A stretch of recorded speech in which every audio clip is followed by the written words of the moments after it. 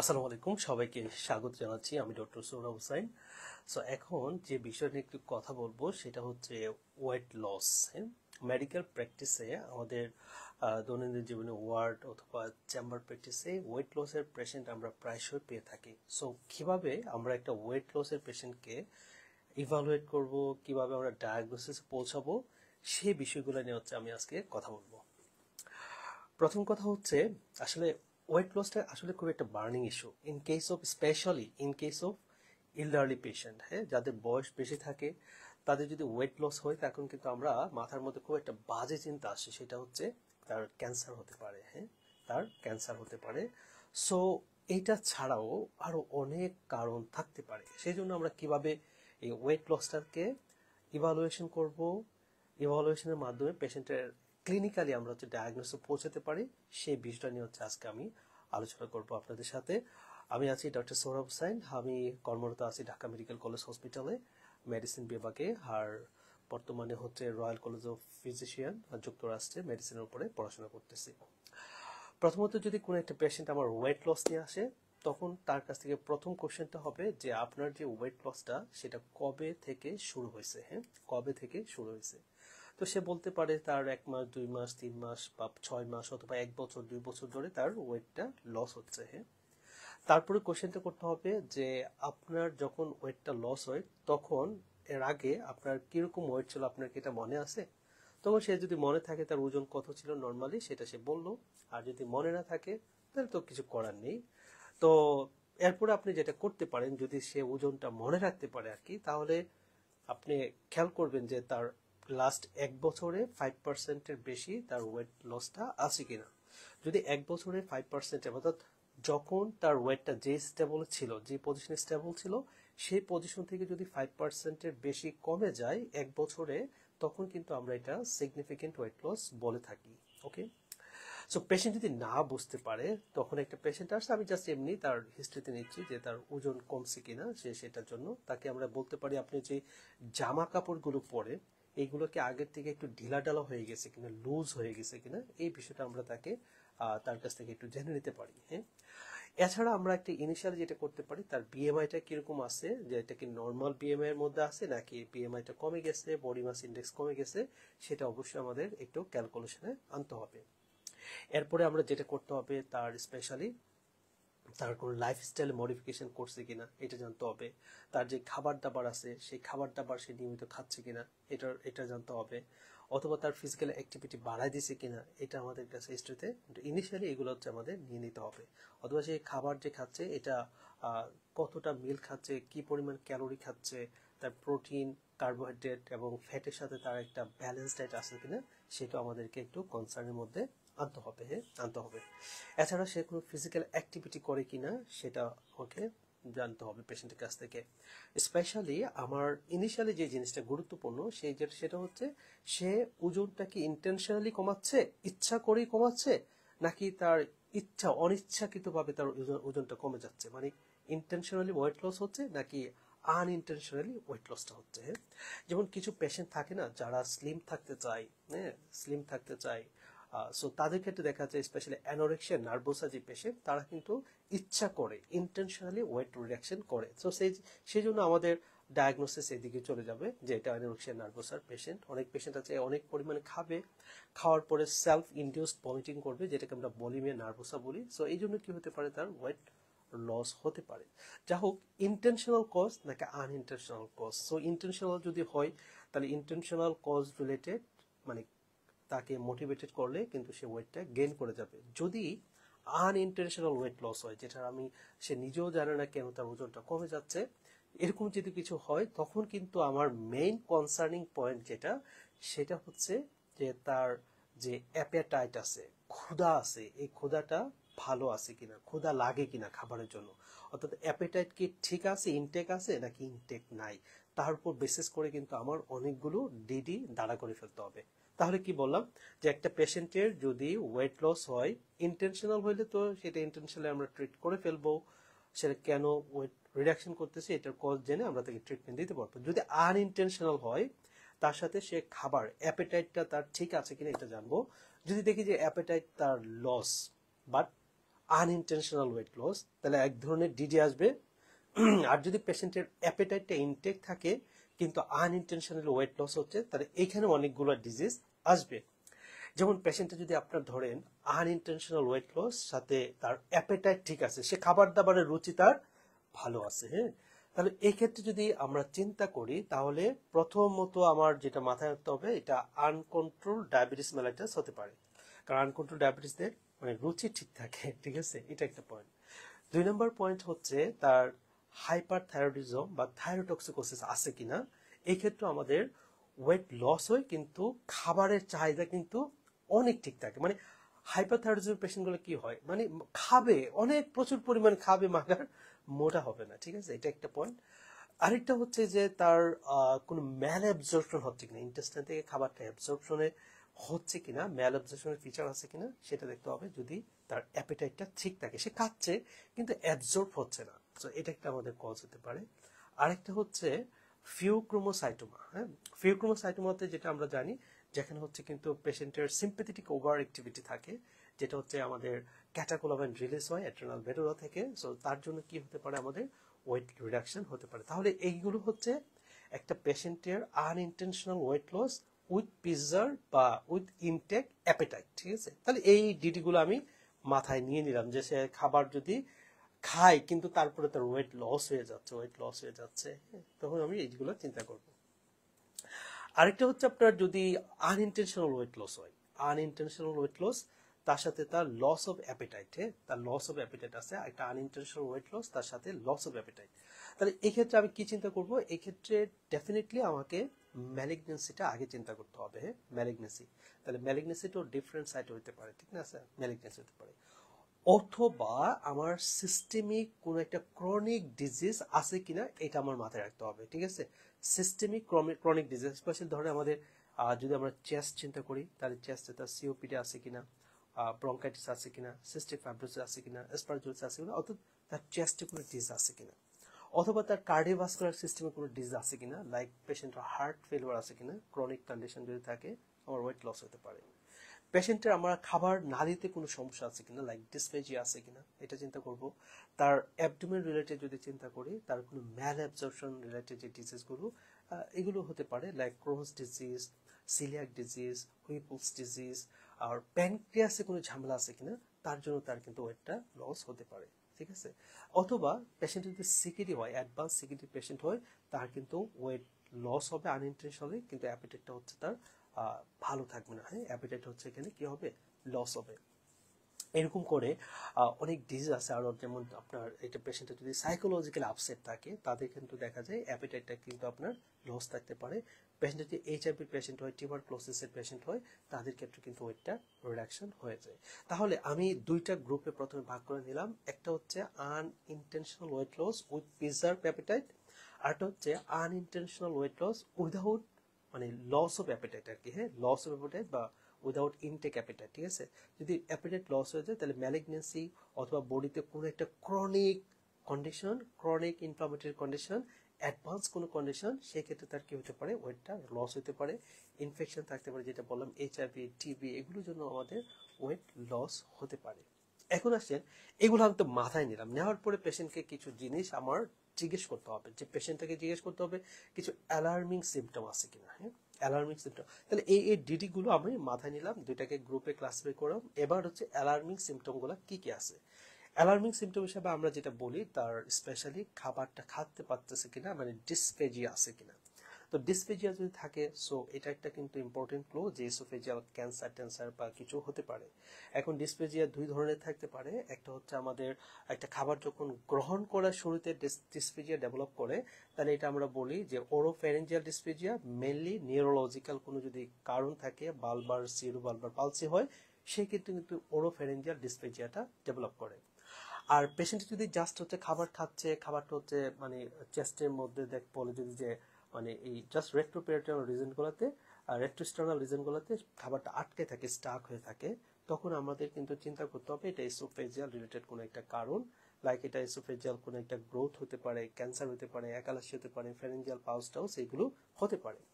তারপরে যদি আমরা আরো অ্যালার্মিং ফিচার চিন্তা করতে চাই, যেমন আমরা হচ্ছে গিয়ে পেশেন্টের অ্যাবডোমিনাল পেইন আছে কিনা, হ্যাঁ পেইন আছে কিনা এটা একটা জেনে নিতে পারি।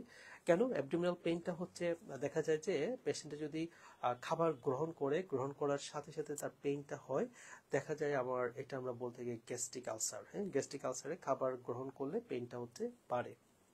আবার এরকমও হতে পারে আমরা পেশেন্ট হচ্ছে খাবার গ্রহণ করা উইদিন 30 মিনিটসের মধ্যে দেখা দিল তার অ্যাবডোমিনাল পেইন হচ্ছে। সো এটা হচ্ছে পোস্টপ্রান্ডিয়াল, স্পেশালি যদি মেজেন্টেরিক ইসকেমিয়া ডেভেলপ করে আর কি, হ্যাঁ লাইক হচ্ছে পেশেন্টের কোনো কারণে মেজেন্টেরিক ভেসেলগুলো হচ্ছে অ্যাথেরোস্ক্লেরোসিস হয়ে গেছে। সো খাবার গ্রহণ করলে আমাদের ইন্টেস্টাইনে ব্লাড সাপ্লাই বেশি লাগে। যদি মানে খাবার গ্রহণ করলাম, ইন্টেস্টাইন প্রচুর পরিমাণে ব্লাড পাচ্ছে না, এনাফ পরিমাণ ব্লাড পাচ্ছে না, তখন কিন্তু আমাদের মেজেন্ট্রিক একটা ইসকেমিক ইভেন্ট দেখা দিবে, সেখান থেকে কিন্তু একটা পোস্টপ্রান্ডিয়াল পেইন আমরা পেয়ে যেতে পারি আর কি। তাহলে এটা আমরা একটা হিস্ট্রিতে নিব।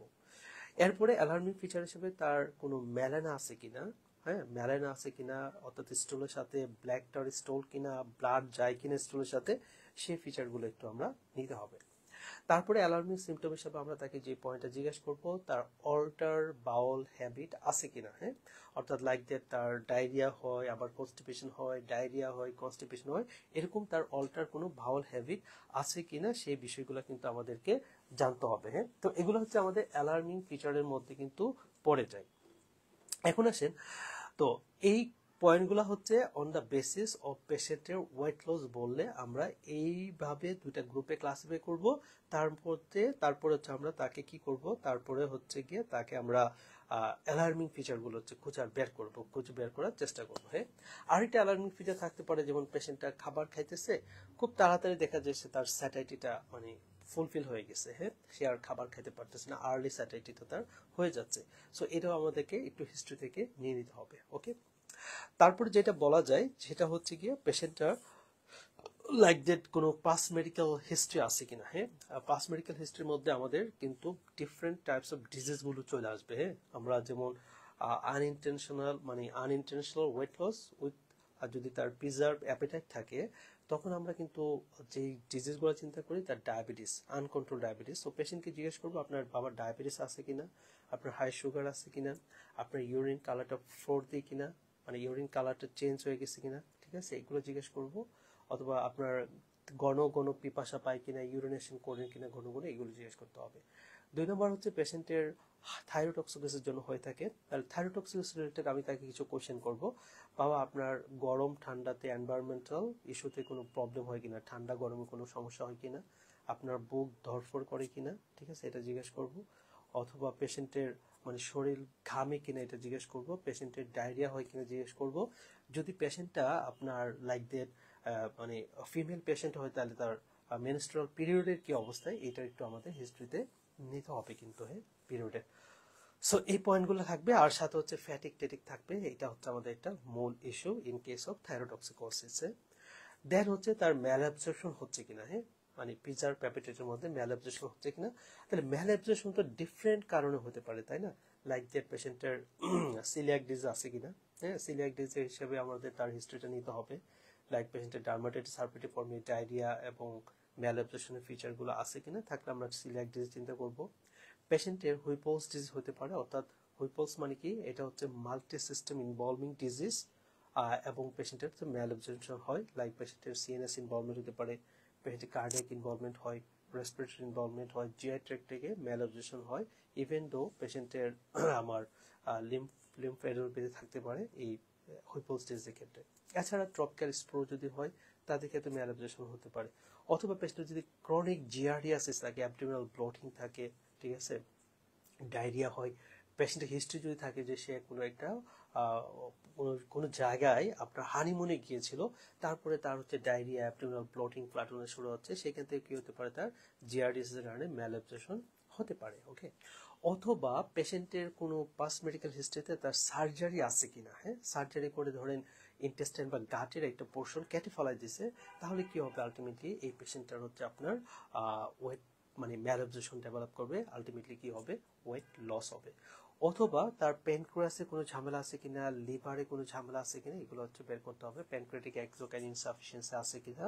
সো প্যানক্রিয়াটিক এক্সোক্রাইন ইনসাফিসিয়েন্সি থাকলে কি হবে, ওয়েট লস হবে, আলটিমেটলি ম্যাল অ্যাবজর্পশন হবে। হ্যাঁ, সো এগুলো হচ্ছে আমাদের স্পেশালি জিআই ট্র্যাক্ট রিলেটেড করে এই ডিজিজগুলো আমাদের বের করে ফেলতে হবে। হ্যাঁ, কার্ডিয়াক ইস্যুতে তার ক্রনিক কার্ডিয়াক ডিজিজ যদি থাকে, লাইক স্পেশালি হার্ট ফেলিওর যদি হয় পেশেন্টটা, ক্রনিক হার্ট ফেলিওর পেশেন্ট, সেই পেশেন্টেরও কিন্তু আপনার ওয়েট লস হয়ে থাকে। ওকে, সো এটা একটা পয়েন্ট আমাদের এটা।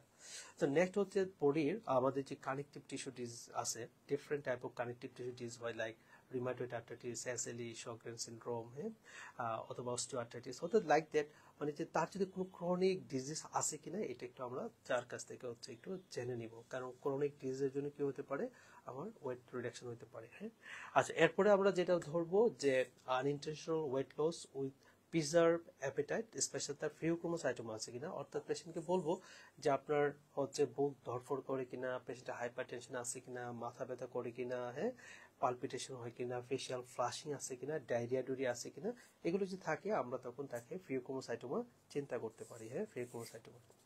আর যদি ওয়েট লসটা থাকে আনইনটেনশনালি এবং তার সাথে যদি তার অ্যাপিটাইট লস হয়ে যায়, হ্যাঁ, অ্যাপিটাইটটা লস হয়ে যায়, সেক্ষেত্রে আমাদের তো প্রথমে হচ্ছে ম্যালিগনেন্সিটাকে এক্সক্লুড করতে হবে। তাই পেশেন্টের সিএনএস কোনো ম্যালিগনেন্সি আছে কিনা, রেসপিরেটরিতে লাং ক্যান্সার আছে কিনা, স্টোমাক ক্যান্সার আছে কিনা, জিআই ট্র্যাক্টে কোনো ক্যান্সার আছে কিনা, থাইরয়েড ক্যান্সার আছে কিনা, ওভারি, ইউটেরাস, হ্যাঁ, এগুলোতে কোনো ক্যান্সার আছে কিনা, ডিফারেন্ট সাইড থেকে আমাদের ক্যান্সারাস কন্ডিশনগুলোকে বের করে নিয়ে আসতে হবে। তার কোনো বনি টেন্ডারনেস আছে কিনা সেগুলো আমাকে একটু বের করতে হবে। হ্যাঁ, এরপর আসেন আমার যেটা বলা যায় তার হচ্ছে এইচআইভি, মানে সেক্সুয়াল এক্সপোজার হিস্ট্রিটা আমাদের একটু নিতে হবে। এইচআইভি নিডল শেয়ারিং করতেছে কিনা এটা একটু হিস্ট্রি নিতে হবে তার এইচআইভি রিলেটেড পয়েন্টগুলোর জন্য। অথবা পেশেন্টের নাইট সোয়েটস হয় কিনা, কাফ আছে কিনা, হ্যাঁ, এবং তার হচ্ছে লিম্ফ নোড কোনো এনলার্জমেন্ট আছে কিনা, সেগুলোর জন্য আমাদের টিউবারক্লোসিসটাকে একটু বের করতে হবে ডিউ টু আমার আনইনটেনশনাল ওয়েট লসের জন্য, এবং যেখানে হচ্ছে অ্যাপেটাইটটা স্পেশাল আমাদের লস হয়। তো এখানে মেইনলি হচ্ছে অ্যাপেটাইট লস হয়, আরও কিছু কারণ আছে, যেমন লিভার ডিজিজের জন্য হয়, ক্রনিক লিভার ডিজিজ ক্ষেত্রে, অথবা সিকিডির পেশেন্ট যদি হয় তাদের ক্ষেত্রেও কিন্তু অ্যাপেটাইটটা হচ্ছে লস হয়। হ্যাঁ, অ্যাপেটাইটটা লস হয়ে থাকে। তাহলে এগুলো আমার পাস্ট মেডিকেল হিস্ট্রি থেকে জানতে হবে তার কোনো ডিজিজ আছে কিনা, বা তার কোনো পাস্ট হিস্ট্রিতে কোনো সার্জারি করা হয়েছিল কিনা। ঠিক আছে, এটা। তারপরে আমরা যেটা জানবো সেটা হচ্ছে যে সে যেটা খাবার খাচ্ছে সেই খাবারটা, মানে খাবার রিলেটেড তাকে কোশ্চেন করতে হবে যে খাবারটা খাচ্ছে সেই খাবারটা এনাফ কিনা তার জন্য, এটা ব্যালেন্স ডায়েট কিনা, কার্বোহাইড্রেট, প্রোটিন বা ফ্যাট জাতীয় জিনিসগুলো থাকে কিনা সেটা একটু জানবো।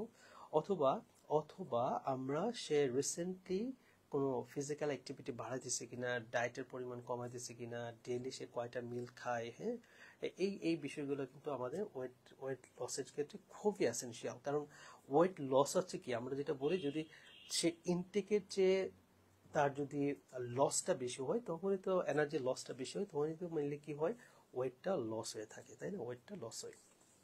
তাহলে এটা হচ্ছে আমাদের হিস্ট্রিতে আসবে। হ্যাঁ, তারপরে স্পেশালি সাইকোলজিক্যাল কারণেও different types of psychological issue আছে, সেই ইস্যুর জন্য কিন্তু তার ওয়েট লস হয়ে থাকে। তাহলে আমরা কি করতে হবে, তার মুডটা কেমন আছে, হ্যাঁ, তার মুডের অবস্থা জানতে হবে, সে কি ডিপ্রেসিভ মুড আছে কিনা, তার সাইকোলজিক্যাল কোনো ইভেন্ট আছে কিনা, সেগুলো হচ্ছে আমাদেরকে একটু বের করে নিতে হবে। হ্যাঁ, কারণ সাইকোলজিক্যাল ইস্যুর জন্য কি হতে পারে, তার ওয়েটটা লস হতে পারে। এরপরে আসেন আমাদের আরেকটা ইম্পর্টেন্ট ক্লু হচ্ছে ড্রাগ হিস্ট্রি। হ্যাঁ, ড্রাগ হিস্ট্রি। সো অনেক পেশেন্ট আছে অনেক ডিফারেন্ট টাইপ অফ মেডিকেশন খায়, যেমন অনেক অ্যান্টিবায়োটিক আছে, লাইক অ্যানেসাইড আছে, ডিকক্সিন আছে, এসএসআরআই আছে, ট্রাইসাইক্লিক অ্যান্টিডিপ্রেসেন্ট আছে। হ্যাঁ, সো এই ড্রাগগুলো, ডিফারেন্ট টাইপস অফ ড্রাগস আছে, এই ড্রাগগুলো কি করতে পারে, পেশেন্টের ক্ষুধামন্দা ডেভেলপ করে দিতে পারে। হ্যাঁ, ক্ষুধামন্দা ডেভেলপ করে দিতে পারে। তাহলে এই ড্রাগ হিস্টোরি একটা কিন্তু এসেনশিয়াল, যে কোন ড্রাগ তার ওয়েট লসের জন্য দায়ী কিনা, কারণ ড্রাগ দেখা যায় তার হচ্ছে অ্যাপেটাইটটা লস করে দেয়, সেই জন্য আমাদের ড্রাগ হিস্ট্রিটা নিতে হবে। হ্যাঁ, তার সাথে স্পেশালি গিয়ে আরেকটা হচ্ছে গিয়ে তার যেটা আমরা নিতে পারি সেটা হচ্ছে তার সোশ্যাল হিস্ট্রি, অর্থাৎ সে কিন্তু অ্যালকোহল খায় কিনা। সো যারা ক্রনিক অ্যালকোহলিক তারা কিন্তু স্পেশালি আমার লিভার ডিজিজ হতে পারে, সেখান থেকেও তার ওয়েট রিডাকশন হতে পারে। বা ক্রনিক অ্যালকোহল খাইলেও কিন্তু আমার অনেক সময় ভিটামিন বি 12 থেকে শুরু করে অন্যান্য ভিটামিনের ডেফিসিয়েন্সিগুলো কিন্তু ডেভেলপ করে। পেশেন্ট কোনো স্মোকিং করে কিনা, ঠিক আছে, কারণ স্মোকার যারা তাদের ক্ষেত্রে কি দেখা যায়, স্মোকারদের ক্ষেত্রে স্পেশালি লাং ক্যান্সার হতে পারে বা ডিফারেন্ট টাইপ অফ ক্যান্সার হতে পারে। সো সেইটাও একটা কি তার ওয়েট রিডাকশনের একটা বড় কারণ হিসাবে দেখা দিতে পারে, ঠিক আছে। সো এটা হচ্ছে আমাদের সোশ্যাল হিস্ট্রি থেকে আমরা জানতে পারি। হ্যাঁ, আর যদি বলা হয় যে সোশ্যাল হিস্ট্রির বাইরে গিয়ে আর তেমন কিছু আসলে আর নাই। সো এইগুলোর উপর বেসিস করে কিন্তু আমরা এখন হচ্ছে তার আমাদের হিস্ট্রি অনুসারে তার ডিডি কি হতে পারে সেটাকে হচ্ছে আমরা নিব, নেওয়ার পরে হচ্ছে অ্যাকর্ডিং টু দা তার ডিফারেন্সিয়াল ডায়াগনোসিস দেন হচ্ছে আমরা ইনভেস্টিগেশন করব এবং তার জন্য একটা মাল্টি ডিসিপ্লিনারি টিম ওয়েতে এই পেশেন্টটাকে আমরা হচ্ছে ম্যানেজ করব। সো এটাই দ্যাটস অল অফ যে আমাদের ওয়েট লস যদি হয় কোনো পেশেন্টের তাহলে কিভাবে আমরা অ্যাপ্রোচ করব, কোন বিষয়গুলো আমাদের জানতে হবে, কোন বিষয়গুলো আমাদেরকে পেশেন্টকে জিজ্ঞেস করতে হবে। হ্যাঁ, থ্যাংক ইউ সবাইকে, অল দ্য বেস্ট, আল্লাহ হাফিজ, আসসালামু আলাইকুম।